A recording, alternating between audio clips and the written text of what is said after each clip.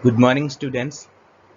So, dear students, it's the first video lecture of our new chapter, and this chapter name is Life with Uncle Can. And it is the first chapter, means A chapter of Unit 4.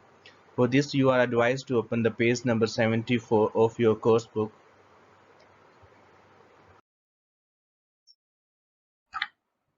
Life with Uncle Can, written by Ruskin Bond.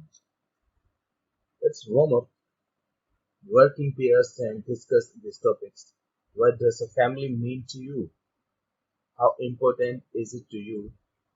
Whom does it include?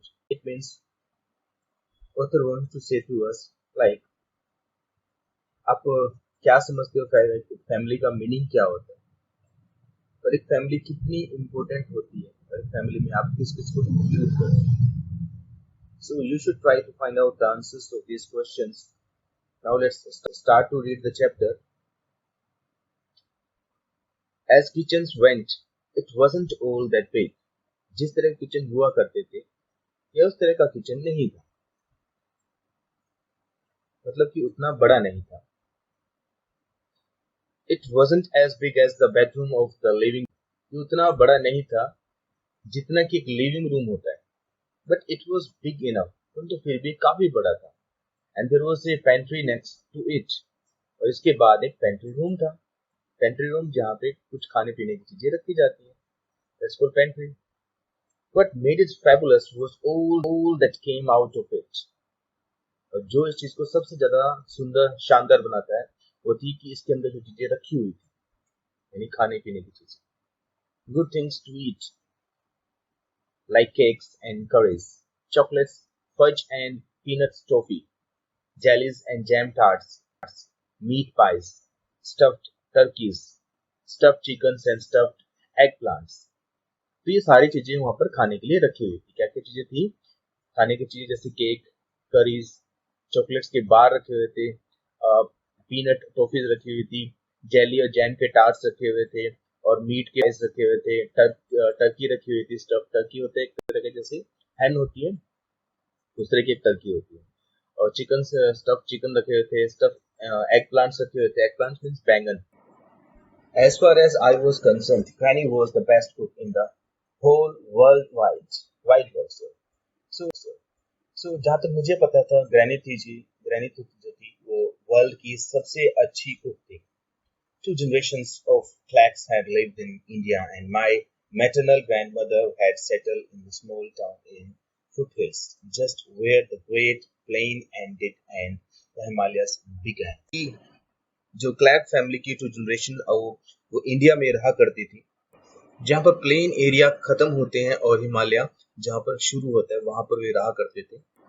The town was called Dehradun. उस town को देहरादून कहा जाता था. It's still there. वह अभी तक, यानी कि वो टाउन अभी भी वहां पर है. दो much bigger and busier now. अब वो पहले से ज्यादा बड़ा है और पहले से ज्यादा वहां पे चहल पहल है. Granny had a house, a large rambling bungalow on the outskirts of the town. It means जो ग्रैनी का जो बंगलो है, यानी कि बंगलो है, वो बहुत ही रैम्बलिंग है, यानी कि ऐसा बंगलो है जहाँ पे लोग आ सकते हैं, देखने आ सकते हैं, पर्यटन के आधार पे है वो. On old survey road. वो जो कहाँ पे है, वो ओल्ड सर्वे रोड पे है. In the grounds were many trees. और उसके ग्राउंड्स पर बहुत सारे ट्रीज हैं. Most of them fruit trees, mangoes, लीचीज, bananas, papayas, lemons.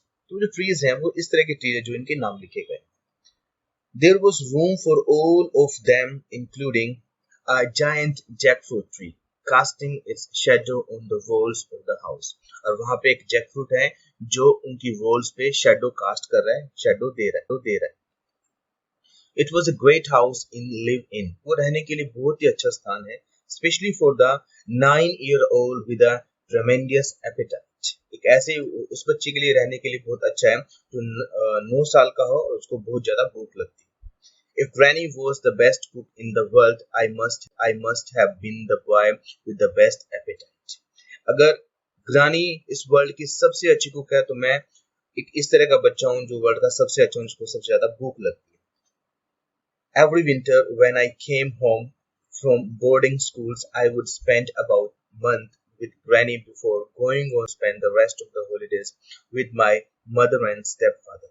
तो उतने यहाँ पे कहना चाहते हैं जो उसकी मदर है और स्टेप फादर है, जो अपने बोर्डिंग स्कूल से आता है तो उनके पास नहीं जाता, विंटर की ज्यादा छुट्टियां अपनी वो ग्रैनी के पास स्पेंड करते हैं उनके पास जाने से पहले.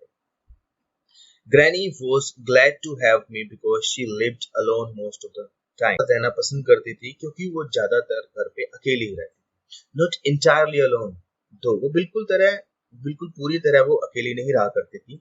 Though there was a gardener, धुकी, तो वहाँ पे एक धुकी नाम का गार्डनर भी रहा करता था. Who lived in the outhouse, जो घर के बाहर जो हाउस बना हुआ था, बंगला के बाहर जो हाउस बना हुआ था, वहाँ पे रहा करता. And he had a son called Mohan who was about my age, और उसका एक बेटा भी था जिसका नाम मोहन था, वो लगभग मेरी एज का था. And there was Aya, an elderly helper who helped with the household work, और वहाँ पे एक आया भी थी, एक काम करने वाली भी थी जो उम्र की बड़ी थी और वो घर के काम किया करती थी. And there was a Siamese cat with the bright blue eyes and mongrel dog called Crazy because he ran circles round the houses. तो वहाँ पे एक साइमस एक कैट भी थी, ये उसकी ब्रीड का नाम है, और एक मोंगरेल डॉग भी था जो बहुत क्रेजी था, बहुत पागल सा था और उस घर के चारों तरफ चक्कर लगाता रहता था. So now please come on the next page, page number 75. And of course there was uncle Ken, granny's nephew. तो वहाँ पे वो अंकल कैन भी थे जो ग्रैनीज के नेफ्यू थे. Who came to stay whenever he was out of a job, which was quite often, or when he felt like enjoying some of Granny's cooking. वो अक्सर वहाँ ग्रैनी के पास आ जाते थे जो उनके नेफ्यू थे, जब उनको वो अपनी जॉब से बाहर होते थे, यानी कि जब वो छोड़ देते थे या फिर जॉब पर नहीं जाते थे, तो वो अपनी ग्रैनी के पास आ जाते थे, उसकी ग्रैनी के पास आ जाते थे और कभी कभी उसकी कुकिंग को एंजॉय करने के लिए भी वहाँ पे आ जाते थे. So the granny wasn't really alone. तो ग्रैनी थी वो बिल्कुल अलोन नहीं थी. All the same, she was glad to have me. और वो मुझे भी अपने साथ रखना बहुत पसंद करती थी. She didn't enjoy cooking for herself. She said she had to cook for someone. उसने कहा कि कभी उसने अपने लिए कुकिंग करने को एंजॉय नहीं किया, उसको किसी ना किसी के लिए खाना बनाना ही पड़ता था.